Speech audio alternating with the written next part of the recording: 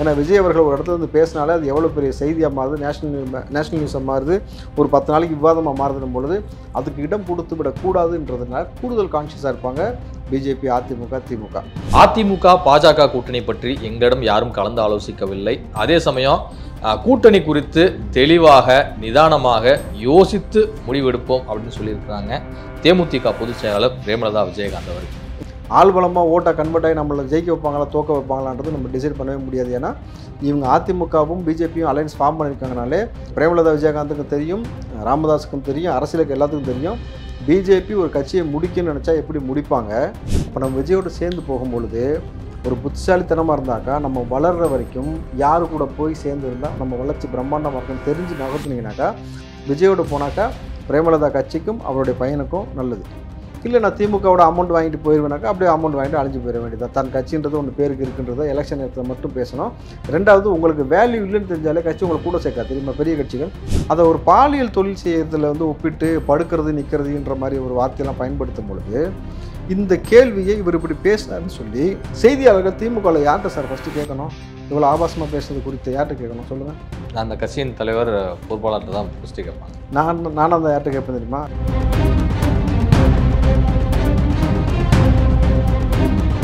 Fine time media நேயர்களுக்கு வணக்கம். நான் உங்கள் சங்கீத் குஹன். நம்ம சிறப்பு நிகழ்ச்சியில் நம்மோடு இணைந்திருக்கிறார் மதிப்பிற்குரிய காங்கிரசின் ராவுத்தர் இப்ராஹிம் அவர்கள். வணக்கம். வணக்கம். தமிழக வெற்றிக் கழகத்தின் பூத் கமிட்டி மாநாடு வந்து 5 மண்டலங்களாக பிரிக்கப்பட்டு நடக்க இருக்கிறது அப்படிங்கிற ரீதியில் ஒரு தகவல் வெளிவந்திருக்கு. இது குறித்து தாவேகா பொதுச் செயலாளர் புஷி ஆனந்த் அவர்கள் கூட மாவட்ட செயலாளரும் கலந்து ஆலோசித்து ஃபர்ஸ்ட் கோயம்புத்தூர்ல வந்து தொடங்கலாம். இப்போ வட மாவட்டங்களில் 2-3 நிகழ்ச்சியெல்லாம் நடத்திட்டோம். மகாபலிபுரத்தில் நடத்தணும், அப்புறமேல வந்து பரந்தூரில் நடத்தணும், இப்போ சென்னையில் இது மாதிரி நடத்தணும், விக்கிரவாண்டியில் நடத்தியிருக்கோம். இப்போ இந்த முறை வந்து கொங்கு மண்டலத்தில் ஸ்டார்ட் பண்ணலாம், அடுத்து மதுரை மண்டலத்துக்கு வந்து போகலாம், இது டெல்டா அப்படின்னு சொல்லிட்டு ஒவ்வொரு பகுதியாக வந்து கரெக்ட் பண்ணுவோம் அப்படிங்கிறது வந்து திட்டமிட்டு இருப்பதாக ஒரு தகவல். இந்த மண்டல மாநாடு பூத் கமிட்டிக்கு வலு சேர்க்குமா? இந்த அதிமுக பிஜேபி அலையன்ஸ் ஃபார்ம் ஆகிறதுக்கு முன்னாடியே கோயம்புத்தூர் சூஸ் பண்ணிட்டாங்க. அங்கேருந்து செய்வோம் டேரெக்டாக வந்து இடம் தேர்வு தான் வந்து போயிட்டு இருந்தது. ஆமாம், டிஸ்கஷன் கோயம்புத்தூர்ன்றது முடிவு பண்ணி செந்தில் பாலாஜி அங்கேருந்து அடித்து அங்கேருந்து ஆரம்பிப்போம் ஸ்டாலினை அப்படின்ற மாதிரி தான் பிளான் பண்ணாங்க. இப்போது ஒரே இடத்துல 2 பேரும் அடிக்க வேண்டிய நிபந்தனை. இப்போ எவ்வளோ ப்ரெஷர் இருக்குன்னு யோசிச்சு பாருங்க. எடப்பாடி அங்கே அடிக்கணும் அப்படிங்கிறீங்களா? அலையன்ஸ் கன்ஃபார்ம் ஆயிடுச்சு சார். ஓகே, எஸ்பி வேலுமணியோ எடப்பாடியோ அந்த பக்கம் இடம் கொடுக்க விட்டுருவாங்களா? ஃபஸ்ட்டு வெறும் டிஎம்கேயோட ப்ரெஷர் மட்டும் தான் இருந்துச்சு. இப்போது டிஎம்கே ப்ரெஷர் அந்த பக்கம் செந்தில் பாலாஜி கொடுக்க விட மாட்டார், இந்த பக்கம் இவங்க கொடுக்க விட மாட்டாங்க. ஸோ 2 ப்ரெஷரையும் தாக்கு பிடிச்சி அந்த இடத்துல வந்து மாநாடு போட்டு அதை வெற்றிகரமாக நடத்தி அதில் 4 சாத்தி 2 பேரையும் சாத்தி அதுக்கப்புறம் ஒரு பேச்சு பேசி கொண்டு வரணும்னாக்கா, ஏன்னா விஜய் அவர்கள் ஒரு இடத்துல வந்து பேசினாலே அது எவ்வளோ பெரிய செய்தியாக மாறுது, நேஷனல் நியூஸாக மாறுது, ஒரு 10 நாளைக்கு விவாதமாக மாறுதுன்னும் பொழுது அதுக்கு இடம் கொடுத்து விடக்கூடாதுன்றதுனால கூடுதல் கான்ஷியஸாக இருப்பாங்க பிஜேபி, அதிமுக, திமுக. இதை எப்படி சமாளித்து அவர் கொண்டு வர போகிறான்றதான் இருக்குது. ஏன்னா எப்பயுமே அரசியல் சேலஞ்சிங் ஜாப், மற்றது மாதிரி ரொம்ப சாதாரணமாக கடந்து போகக்கூடியது கிடையாது. இந்த சேலஞ்சில் இவர் ஜெயிச்சாதான் அடுத்தடுத்த இன்னும் கேடஸ்க்கு ஒரு உற்சாகம் கிடைக்கும். ஸோ நிச்சயமாக வந்து சேலஞ்சை எதிர்கொள்வதற்கு என்னுடைய வாழ்த்து. ஏற்கனவே தமிழக வெற்றிக் கழகத்தின் முதல் பொதுக்குழுவில் வந்து பேசும்போது பொதுச் செயலாளர் புஷி ஆனந்த் என்ன சொன்னார் அப்படின்னா, கிட்டத்தட்ட 58,000 பூத் கமிட்டி வந்து போட்டோம் அப்படின்னாரு. தற்போது எவ்வளோதான் பூத் கமிட்டி வந்து அமைச்சிருக்காங்க? இல்லை, அது வந்து அந்த கட்சி சாதனை பண்ணிட்டு தான் கேட்கணும். அது எனக்கு சீரியஸாக நான் அதை பற்றி விசாரிக்கல, தெரியல. பட் அதில் வந்து ரொம்ப கான்ஷியஸாக நம்ம வந்து நம்மளுடைய ஸ்ட்ரென்த் என்ன அப்படின்றத காட்டணும், நம்ம ஸ்டாமினா என்னன்றதை. ஒரு பூத் கமிட்டினா ஒரு 10 பேராவது வேணும்ல அங்கே. இல்லை, ஆட்களுக்கு பஞ்சம் இல்லை, அதில் தான் நான் சொல்கிறேன்னே உங்களுக்கு. ஆட்களுக்கு பஞ்சம் இல்லை. எவ்வளோ பேர் போட்டு ஆர்கனைஸ் பண்ணிருக்காங்கன்னு எனக்கு தெரியாது. அதான் சொல்கிறேன், நம்ம ஸ்ட்ரென்த் என்னன்றதை காட்டுற வேலையை நீங்கள் பாருங்கள். நம்ம ஸ்டாமினா என்னன்றதை நான் வந்து எங்கே வச்சு செய்யணுமோ சம்பவம் செய்கிற கரெக்டாக உங்களுக்கு ஒவ்வொரு மேடைகளில் நம்ம பேசும்பொழுது எவ்வளோ பெரிய எதிர்வினை ஆட்டணுமோ செஞ்சிருவோம். கூட்டு முயற்சி தான் எப்பயுமே ஒரு வெற்றி வாய்ப்பை தரணும் பொழுது ஒரு கூட்டு முயற்சியாக தொண்டர்கள் அந்த ரசிகர்களை நம்பி இன்றைக்கு களங்கமானக்கூடிய வேலை செய்கிறாருன்னும் பொழுது வெயிட் பண்ணி தான் பார்க்கணும். நம்ம அதிமுக பாஜக கூட்டணி பற்றி எங்களிடம் யாரும் கலந்து ஆலோசிக்கவில்லை. அதே சமயம் கூட்டணி குறித்து தெளிவாக நிதானமாக யோசித்து முடிவெடுப்போம் அப்படின்னு சொல்லியிருக்கிறாங்க தேமுதிக பொதுச் செயலாளர் பிரேமலதா விஜயகாந்த் அவர்கள். இதை நம்ம எப்படி புரிஞ்சுக்கணும்னு நினைக்கிறீங்க? அப்போ கூட்டணியை பற்றி இப்போதைக்கு நான் எந்த கேட்டும் ஓப்பன் பண்ணல, டிசம்பருக்கு பிறகுதான் நான் என்னோட நிலைப்பாட்டை சொல்லுவேன் அப்படின்னு எடுத்துக்கலாம். என்டிஏல வந்து நான் இருக்கிறேன் அப்படின்னு சொல்லிட்டு இருந்த நபர்கள் இன்றைக்கு இந்த ஒரு வார்த்தையை சொல்கிறாங்கனாக்கா, இதே வார்த்தையை யார் சொன்னா சொல்லுங்கள்? இதுக்கு முன்னாடி மருத்துவர் ராமதாஸ் சொன்னார். விச் மீன்ஸ் நாங்கள் வந்து பிஜேபியோட தொடர என்ன இருந்துச்சுன்னா நாங்கள் அதை தானே சார் இருக்கிறோன்னு ஒரே வாரத்தில் முடிச்சிருப்பாங்க. இப்போ அதில் தொடர்வது 3 நாடாளுமன்ற தேர்தலில் பாமக பொறுத்தவரைக்கும் என்டிஏல தானே இருந்தாங்க. அது கடந்த கால வரலாறு சார். நிகழ்கால வரலாறு வாங்க. விஜய் வருகைக்கு முன் வருகைக்கு பின் அதான் நம்ம அரசியலில் பார்க்கணும். ஸோ இந்த முறை இவர்கள் 2 பேருமே வெயிட் பண்ணுவாங்க, அவசரப்பட மாட்டாங்க. நம்ம வந்து விஜயோடு போவது நமக்கு பலம் சேர்க்குமா, திமுகவோடு போவது பலம் சேர்க்குமா? நீங்கள் அமௌண்ட்டாக கேட்டிங்கனாக்கா திமுக கிடைக்கும். ஆள் பலமாக ஓட்டாக கன்வெர்ட் ஆகி நம்மளை ஜெயிக்க வைப்பாங்களா தோக்க வைப்பாங்களான்றது நம்ம டிசைட் பண்ணவே முடியாது. ஏன்னா இவங்க அதிமுகவும் பிஜேபியும் அலையன்ஸ் ஃபார்ம் பண்ணியிருக்காங்கனாலே விஜயகாந்துக்கு பிரேமலதா விஜயகாந்துக்கும் தெரியும், ராமதாஸுக்கும் தெரியும், அரசியலுக்கு எல்லாத்துக்கும் தெரியும். பிஜேபி ஒரு கட்சியை முடிக்கணும்னு நினச்சா எப்படி முடிப்பாங்க? நீங்கள் நம்ம சொன்னது போல் வந்து இந்த எலெக்ஷன் வருவதற்கு 6 மாதத்துக்கு முன்னாடி திமுக ஆட்சியை கலைப்பதற்கான நடவடிக்கை எடுப்பாங்கன்றதை நான் உங்களுக்கு சொல்லிட்டேன். ஏன்னா அதுக்கேற்ற மாதிரி இவங்க 1 வருஷத்துக்கு முன்னாடி அலையன்ஸை சொல்கிறதும், சீமான் அதுக்கேற்ற மாதிரி 25 கேண்டிடேட் வந்து இப்போவே அவர் சொல்கிறதும் 2 பேரும் எப்படி தெரியுது அவங்களுக்கு சகோதரத்துவம்? அப்படி இருக்கும் பொழுது ரொம்ப அழகாக வந்து காய் நகர்த்தி கொண்டு போவாங்க. ஸோ வந்து பிரேமலதா விஜயகாந்த் அவர்கள் வந்து விஜயோடு சென்றால் நம்மளுடைய கட்சியை புதுப்பித்து உயிர் பெற வச்சுக்கலாம் அப்படின்றது அவங்களுக்கு தெரியும். ஆனால் அது செய்வாங்களான்னு தெரியல. ஏன்னா அவங்க கட்சியை அடுத்து அவங்க மகனை நம்பி தான் ஒப்படைக்க போகிறாங்க, தன் தம்பி அவரை நம்பி ஒப்படைக்கிறதாக இல்லை. ஏன்னாக்கா சுதீஷ் அவர்கள் ஒரு ட்விட்டரில் ஒரு பதிவு போடுறாரு, அவங்க கட்சி கொடி நாளுக்கு 1000 பேர் கூட ஷேர் ஆகலை. புரியுதுங்களா? வியூஸாகவே பார்த்தீங்கன்னாக்கா 1100 1200 தான் ஒரு நாள் முழுக்க கடந்தே ஆயிருந்துச்சு, அவ்வளோதான் ஆயிருந்துச்சு. அப்போ அவரை நம்பி கட்சியை ஒப்படைக்க முடியாது. அப்போ தன் யங்ஸ்டர்ஸ் தான் சூஸ் பண்ண முடியும் அடுத்து யாருன்றதை. அப்போ அந்த பெருவாரியான யங்ஸ்டர்ஸ் யார்கிட்ட இருக்கா? விஜய்கிட்ட இருக்கிறாங்க. அப்போ நம்ம விஜயோடு சேர்ந்து போகும்பொழுது ஒரு புத்திசாலித்தனமாக இருந்தாக்கா நம்ம வளர்கிற வரைக்கும் யார் கூட போய் சேர்ந்து இருந்தால் நம்ம வளர்ச்சி பிரம்மாண்டமாக இருக்குன்னு தெரிஞ்சு நகர்த்துனீங்கனாக்கா விஜயோடு போனாக்கா பிரேமலதா கட்சிக்கும் அவருடைய பையனுக்கும் நல்லது. இல்லை நான் திமுகவோட அமௌண்ட் வாங்கிட்டு போயிடுவேனாக்கா அப்படியே அமௌண்ட் வாங்கிட்டு அழிஞ்சு போயிட வேண்டியதான். தன் கட்சின்றது ஒன்று பேருக்கு இருக்குன்றதை எலெக்ஷன் நேரத்தில் மட்டும் பேசணும்.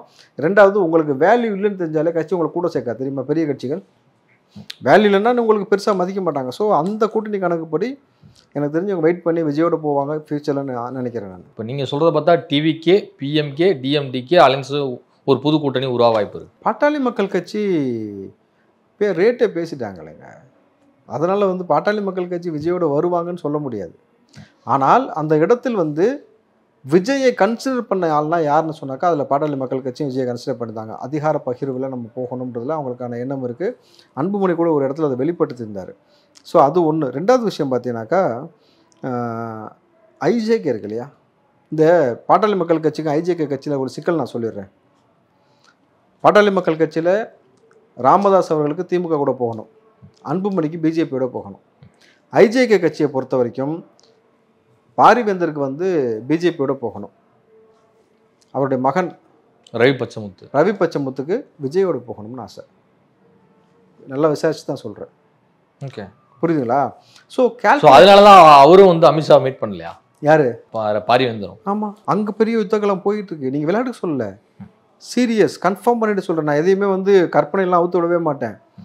பச்சமுத்து பாரிவேந்தரை பொறுத்த வரைக்கும் நீங்கள் பார்த்தீங்கன்னாக்கா விஜயோடு போகணுன்றது ரொம்ப முனைப்பாக இருக்கார். தன் கட்சி வந்து பிரம்மாண்டமாக வளரணும். 2வது காலேஜ் வச்சுருக்காங்க, ஸ்கூல்ஸ் வச்சுருக்காங்க, யங்ஸ்டர்ஸ் அவங்கள்ட்ட இருக்குது. அதை அப்படியே விஜய் கன்சாலிடேட் பண்ணும்போது நம்ம அந்த ரோல்குள்ளே போனால் நமக்கு எவ்வளோ பெரிய அங்கீகாரம் கிடைக்கும்னு அவங்க நினைக்கிறாங்க. இது வரைக்கும் எந்த அங்கீகாரம் பெற முடியல, இங்கே போகலாம்ட்டு. ஸோ இந்த கேல்குலேஷன்லாம் நம்ம இன்றைக்கி ஃபஸ்ட்டு நம்ம சொல்லும் போது எப்பயுமே உங்களுக்கு பிரமிப்பாக தெரியும். அப்புறம் எல்லாரும் பேசி அப்புறம் உண்மை தெரிஞ்சு வரும்போது உங்களுக்கு வந்து ஆமால அப்படின்ற மாதிரி ஆகிடும்.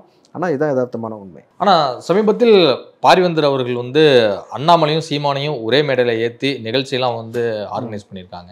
ஸோ அப்படி பார்க்கும்போது அவங்க எப்படி விஜயை வந்து ஒரு ஆப்ஷனாக தெரிவிச்சிருப்பாங்க? இப்போ விஜய் ஒரு ஆப்ஷனாக எடுக்கிறாங்க அப்படின்னா அவரையும் விழாவுக்கு அழைச்சிருப்பாங்க. அப்பாவுக்கு ஆசை, மகனுக்கு ஆசை இல்லை. அப்பாவுக்கு பிஜேபி, மகனுக்கு டிவிகே. இதுதான் அங்கே இருக்க பஞ்சாயத்து. ஸோ இந்த பஞ்சாயத்து தான் இங்கேயும் போய்கிட்டு இருக்கு. நீங்கள் வெயிட் பண்ணி பாருங்களேன். வனத்துறை அமைச்சர் பொன்முடி அவர்கள் சமீபத்தில் சைவம் வைணவம் குறித்து ஒரு சர்ச்சைக்குரிய ஒரு வகையில் ஒரு கருத்தை தெரிவிச்சிருந்தார். அது ரொம்ப ஆபாசமாக இருக்குது, அருவருக்கத்தக்க வகையில் இருக்குது அப்படின்னு சொல்லிட்டு சொந்த கட்சியினருந்தே பலத்த எதிர்ப்புகளை வந்து சம்பாதிச்சாரு பொன்முடி அவர்கள். இன்னைக்கு நான் மனம் வருந்தி மன்னிப்பு கேட்கிறேன் அப்படிங்கிறதுல வந்து ஒரு அறிக்கையெல்லாம் வெளியிட்டிருக்கிறார். இதை எப்படி பார்க்கும்? என்ன துறை அமைச்சர் அவர்? வனத்துறை அமைச்சர். வனத்துக்கே அனுப்பிச்சிடலாம். நீ ஊருக்குள்ளே தகுதியான கிடையாது நீ வாழ்கிறதுக்கு. ஏன்னா எப்பயுமே ஒரு பெருவாரியான ஒரு நபர்கள் வழிபடக்கூடிய விஷயத்தை வந்து நீங்கள் எதோடு ஒப்பிடுறீங்கல்ல, ஆபாசத்தின் உச்சம் இல்லை. அதெல்லாம் வந்து எவ்வளோ பெரிய சடங்கு சம்பிரதாயம். நீங்கள் விவேக் கூட அதை ஒரு காமெடியாக ஒரு விஷயத்தில் சொல்லியிருப்பார். கோயில் யானையை வச்சு நீங்கள் பட்டை போடுறீங்களா நாம போடுறீங்களா பார்த்துங்க, நம்ம யானை விட்ட போட போது ஃபஸ்ட்டு யாரை எடுக்க போகிறீங்கன்னு தெரியலன்ட்டு அதை நகைச்சுவாக கடந்து போயிடுவார். ரெண்டு சமூகத்தை தொற்றுக்க மாட்டார். ஆனால் இவர் வந்து அதை ஒரு பாலியல் தொழில் செய்கிறதுல வந்து ஒப்பிட்டு படுக்கிறது நிற்கிறதுன்ற மாதிரி ஒரு வார்த்தையெல்லாம் பயன்படுத்தும் பொழுது இந்த கேள்வியை இவர் இப்படி பேசினார்னு சொல்லி செய்தியாளர்கள் திமுகவில் யார்கிட்ட சார் ஃபஸ்ட்டு கேட்கணும்? இவ்வளோ ஆபாசமாக பேசுனது குறித்து யார்கிட்ட கேட்கணும் சொல்லுங்கள்? இல்லை, உங்களுக்கு தெரிஞ்ச பார்வையில் நான் கேட்குறேன். பொதுவாக செய்தியாளர்கள் இப்படி இவர் பேசியிருக்காரு, இது சரியான்னு சொல்லி யார்கிட்ட கேட்கணும் ஃபஸ்ட்டு? அந்த கட்சியின் தலைவர் பொறுப்பாளர்கிட்ட தான் ஃபஸ்ட்டு கேட்பாங்க. நானும் அந்த யார்கிட்ட கேட்பேன் தெரியுமா? சேகர் பாபுட்டு தான் ஃபஸ்ட்டு கேட்பேன். இங்கே வா, வாய்களே பேசி சுத்தினையில் ஆன்மீக ஆட்சின்னு கூடையே சுற்றி இருந்த செவ்வாழை இப்படி பேசி வச்சிருக்கு, இப்போ இதுக்கு என்ன சொல்ல போகிற சொல்லுன்னு தான் முதல்ல கேட்பேன். நீங்கள் கனிமொழி கேட்கறதுலாம் ரெண்டாவது சப்ஜெக்ட். ஃபஸ்ட்டு இவர்கிட்ட தான் கேட்கணும். ரெண்டாவது அவருடைய மனைவியார்ட்ட அவருடைய மருமகள்கிட்ட கேட்கணும், என்னம்மா அந்த மாதிரி சொன்ன ஸ்டேட்மெண்ட் சரியா? மூணாவது, சேகர்பாபு உங்கள் கையில் தான் இருக்குது அறநிலைத்துறையெல்லாம், பொதுமக்கள்னு சொல்கிறேன், கோயிலுக்குள்ளே இருந்தாலும் விடாதீங்கன்றேன். நீ வந்து எலெக்ஷன் வரும்பொழுது நல்ல நாளுக்கு இந்த மாதிரி வந்து நீ அங்கே வந்து சாமியை வேண்டுன்னு சொன்னாக்கா யாரையும் காயப்படுத்துவதற்கு எந்த மதமும் எந்த மார்க்கமும் கற்பிக்கவே இல்லை. நீ மனித குலத்தை கொண்டு போய் அவங்க வணங்கக்கூடிய வழிபாட்டு முறையை கொண்டு போய் பாலியலுக்கு வந்து நீ ஒப்பிட்டு பேசிட்டு நீ வரேனாக்கா உன்னை முதல்ல அங்கே விடக்கூடாது. ஏன்னா விபச்சாரியிடம் சென்று அங்கேயே காசு கொடுக்காம பிடிங்கிட்டு வந்திருக்காங்கன்னு ஒரு வரலாறு கதையெல்லாம் இருக்குது தெரியுமா? சரி, வேண்டாம். அதனால் வந்து இவரை மன்னிப்பு கேட்கறது, சிவாஜி கிருஷ்ணமூர்த்தி மன்னிப்பு கேட்டார், 2 பேரும் கட்சியை விட்டு நீக்கிட்டீங்க, சேர்த்துக்கிட்டீங்க, அப்படி தான் நான் இதை பார்க்குறேன். உள்ளபடி ஸ்டாலின் கடுமையாக நடவடிக்கை இருந்தால் இல்லை கட்சி பதவியை விட்டு தூக்கிட்டார் அப்படிங்கும்போது கட்சியிலே செயல்பட முடியாத சுச்சுவேஷன் தானே இருக்குது. அடிப்படை உறுப்பினர் தூக்கணும், அது வெளியில் செயல்படாத சுச்சுவேஷனுக்கு நமக்கு எப்படி சொல்லியா? அது வெளியில் அந்த நிகழ்வுலாம் நடந்த பிறகு தாங்க. இல்லை, அவர் பொறுப்புக்கு வந்து இன்னொருத்தர் ரீப்ளேஸ் பண்ணிட்டாங்களே, அமைச்சர்லேருந்து தூக்கிட்டாங்களா? சட்டமன்றத்துக்குள்ளே வர முடியுமில்ல? அந்த இலாக்காவை அவரை பார்க்க முடியுமில்ல? அப்புறம் கண் துடைப்பு. நீங்கள் ஸ்டாலின் சரியான நடவடிக்கை எடுக்கிறதா இருந்தால் அடிப்படை உறுப்பினர் தூக்கணுன்னு சொல்லுங்கள், அமைச்சர் பதவியை பிடுங்க, சரியாக போச்சு. இதை செஞ்சார்னு வச்சுக்கலாம். ஸ்டாலினுக்கு எவ்வளோ பெரிய ப்ளஸ் தெரியுமா? அவருடைய வழக்கில் தீர்ப்பு வரப்போகுது. அடுத்த தூக்கி உள்ளே வைக்க போகிறாங்க. நான் முன்னாடியே தூக்கிட்டு திமுக காரணம் இல்லைன்ட்டு போயிட்டே இருக்கலாம். ஸ்மார்ட் மூவ் அது. ஒரு அரசியல் தலைவராக கலைஞராக தான் எதாவது செஞ்சுருப்பார். ஸ்டாலினை கலைஞரோட ஒப்பிடுவது நம்ம தப்பு தானே. சமீபத்தில் நகர்ப்புற வளர்ச்சித்துறை அமைச்சர் கே நேரு அவருடைய தம்பி மற்றும் மகன் வீடுகளெல்லாம் வந்து பயங்கரமாக ரெய்டுலாம் நடந்துச்சு. அமலாக்கத்துறையினர் வந்து சோதனை நடத்தியிருந்தாங்க. இப்போ KN ரவிச்சந்திரன் அவர்கள் நுங்கம்பாக்கத்தில் இருக்கக்கூடிய இடி அலுவலகத்தில் அழைத்து செல்லப்பட்டு ஒரு 5 மணி நேரத்துக்கு மேலே பயங்கரமாக விசாரிச்சாங்க. அப்புறமேல் திரும்பவும் கொண்டு வந்து ரெய்டு நடத்தி பல ஆவணங்களெல்லாம் வந்து பறிமுதல் செஞ்சுட்டு போனாங்க. இதெல்லாம் ரெய்டு கம்ப்ளீட் ஆகிடுச்சு. திடீர்னு மருத்துவமனையில் அனுமதிக்கப்பட்டிருக்கிறார். என்ன நடக்குது? Political stand. இதில் என்ன இருக்குது? என்ன நடக்குது சொல்லுங்கள். ஏங்க, நீங்கள் ஆரம்ப கட்ட காலத்தில் வந்து யாராக இருந்தாலும் அரெஸ்ட் பண்ணணும், நெஞ்சை பிடிச்சிட்டு நெஞ்சு வலின்னு சொல்கிறது ட்ராமா, இந்த ட்ராமா பண்ணுறதெல்லாம் நம்ம பார்த்துருக்கோம். செந்தில் பாலாஜி என்ன செஞ்சார்? இப்போ இவர் என்ன செய்கிறார்? இவ்வளோ ஏங்க ஞானசேகரன் என்னங்க செஞ்சான்? வலுப்பு அந்த மாதிரி நடித்தான், ஞாபகம் இருக்கா உங்களுக்கு? அப்புறம் தான் டாக்டரே நடிப்பு மேடம். வலுப்பு கிடையாது, நடிக்கிறான் மேடம், வாழைப்பழம் மாதிரி பேசுவான், வாயிலே ஊற்றி கூட்டு போங்கனாங்களா? அப்போது திமுக நபர்களுக்கும் சரி, திமுக அனுதாபிகளுக்கும் இது கைவந்த கலை, புரியுதுங்களா? ஆனால் KN நேருடைய தம்பி, KN நேருடைய மகன் எல்லாத்தையும் பார்த்தீங்கன்னாக்கா அவர்கள் மீது வந்து குற்றச்சாட்டு இருக்குன்றதை அமலாக்கத்துறை உறுதிப்படுத்தியிருக்கிறாங்க. இப்போ அமலாக்கத்துறை உறுதிப்படுத்திருக்காங்கன்னும் போது அதே மாதிரி வீரபாண்டி ஆறுமுகம் நினைக்கிறேன், அவருடைய அளவுக்கு அதிகமாக சொத்து சேர்த்த வழக்கில் வந்து அவர் குடும்பத்தினரை வந்து நீங்கள் வந்து விடுவித்தது செல்லாதுன்னு சொல்லியிருக்கிறாங்க. ஸோ ஓவராலாக பாருங்கள், எல்லாத்தையுமே கார்னர் பண்ணிட்டே வராங்க. கூடிய சீக்கிரம் மதுரைக்கார் வந்துடுவார் லிஸ்ட்டில். நானும் மதுரைக்காண்டான்னு சொல்லிட்டு ஆக்ரோஷமாக இருக்கார் இல்லையா? அவரெல்லாம் வந்துடுவார்னும் பொழுது ரொம்ப தெளிவாக பிளான் பண்ணி ஆட்சியை முடிச்சோன்றதுல தான் பிஜேபி ரொம்ப கிளியர் கட்டாக போகிறாங்கன்னும் பொழுது இப்போ அமித்ஷா விசிட்டும் எல்லாமே அதுதான் வந்து கலெக்ட் பண்ணியிருக்காங்க. 100% எல்லாமே கலெக்ட் பண்ணி முடிச்சுட்டு தான் இங்கே டிக்ளேரே பண்ணுறாங்க. டிக்ளேர் பண்ணிட்டு தான் அதுக்கப்புறமேட்டு வேலையை ஸ்டார்ட் பண்ண போகிறாங்கன்னும் பொழுது இந்த அதிமுக வந்து தங்கள் அமைச்சர்களெல்லாம் காப்பாற்றிக்க, தங்கள் மீதான வழக்குகள்லாம் வந்து காப்பாற்றிக்க தான் பாஜக சரண்டர் ஆயிடுச்சு அப்படிங்கிற ஒரு பாயிண்ட்டும் முன்வைக்கப்படுது. அதான் அரசியல். திருட்டுத்தனம் பண்ணாமல் இருக்கிறது தான் அரசியல் ஆக்சுவலாக, அதான் ஒரிஜினல் அரசியல். ஆனால் இவங்க இப்போ மாற்றி வச்சுக்க அரசியல் என்னன்னாக்கா, பண்ணுற திருட்டுத்தனத்தை நம்ம மறைச்சிக்கணும், நம்ம உள்ளே போயிடக்கூடாது, அதுக்கு என்ன காம்ப்ரமைஸ் பண்ணுமோ பண்ணுறது தான் சமீப காலமான அரசியலாக நம்ம பார்க்க முடியும் பொழுது ஒரு நேர்மையான அரசியலிருந்து நேர்மையற்ற அரசியலாக மாறிக்கிட்டு இருக்கக்கூடிய காலத்தை இனி நேர்மையான அரசியலாக மாற்றுவார்களாக வரக்கூடிய தலைவர்கள், இல்லை இந்த குழம்பிய குட்டைக்குள்ளேயே மீன் பிடிக்க காத்திருக்கிறார்களா மக்கள்ன்றதை வரக்கூடிய தேர்தல் தான் ரிசல்ட் தான் நமக்கு வந்து சொல்லணும். இப்போ அதிமுக எதிர்காலம் என்னவாக இருக்கும்? அதிமுகவுக்கு எதிர்காலம்னு ஒன்று இருக்குமான்றதை நம்ம யோசிக்கணும். இனிமேட்டு வந்து கேடஸ்க்கு எவ்வளோ பெரிய மன நெருக்கடி ஏற்படும்னாக்கா, இல்லை பொதுச் செயலாளர் முடிவு எடுத்துட்டா தொண்டர்கள் அதை ஃபாலோ பண்ணி தானே அவசியம் இல்லையே. தனி கொள்கைன்னு இருக்குல்ல, மதவாதம். நீங்கள் நம்ம நாட்டில் தமிழ்நாட்டில் வாழ்கிறக்கூடிய ஹிந்துக்கள் மனநிலைன்னு ஒன்று இருக்குது. அவர்கள் எல்லோரும் பார்த்திங்கனாக்கா சகோதரத்துவத்தை ரொம்ப கடைப்பிடிச்சி தான் எல்லாத்துக்குள்ளேயும் சமூகத்துக்குள்ளே வாழ்ந்துக்கிட்டு இருக்கிறாங்க.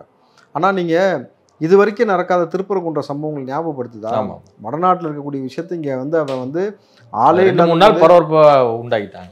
ஆளே இல்லாத போதே உள்ளுக்குள்ளே இவ்வளோ பெரிய வேலையை பார்க்குறான்னா இவனை ஆளை உள்ளே விட்டோம்னா அவன் என்னென்ன வேலை பார்ப்பான். அதான் சொல்கிறேன், இது ரொம்ப பேராபத்து. மதவாத சக்திகளுக்கும் மதவாதம் இல்லாத ஒரு கூட்டணிக்கும் நடக்கக்கூடிய போராக தான் அதை பார்க்க முடியும் பொழுது, இந்த களத்துக்குள்ளே விஜய் வந்திருக்காருன்னும் பொழுது நம்ம பொறுத்திருந்து மக்கள் தெளிவான முடிவு எடுப்பதற்கான உழைப்பை கொடுத்து ஒவ்வொரு தலையிலும் உழைச்சி புரிதலை ஏற்படுத்தி ஒரு நல்ல அரசியல் மாற்றத்தை ஏற்படுத்தும். இதுவரை உங்கள் பல்வேறு கருத்துக்களை உங்களுக்கு நன்றி சார். நன்றி.